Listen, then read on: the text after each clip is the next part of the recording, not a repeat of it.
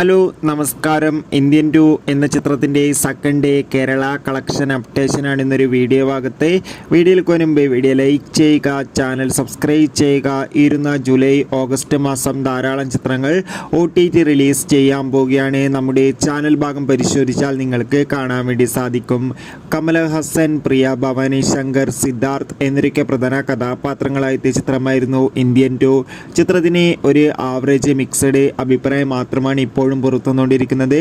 അതുകൊണ്ട് തന്നെ ഏവരുമേറെ ആകാംക്ഷയോടെയാണ് ചിത്രത്തിന്റെ കളക്ഷൻ റിപ്പോർട്ട് അറിയാൻ വേണ്ടി കാത്തിരിക്കുന്നത്. ചിത്രത്തിന് 2-ാം ദിവസം കേരളത്തിൽ നിന്ന് ഒരു ആവറേജ് ബുക്കിംഗ് ഉണ്ടായിരുന്നു.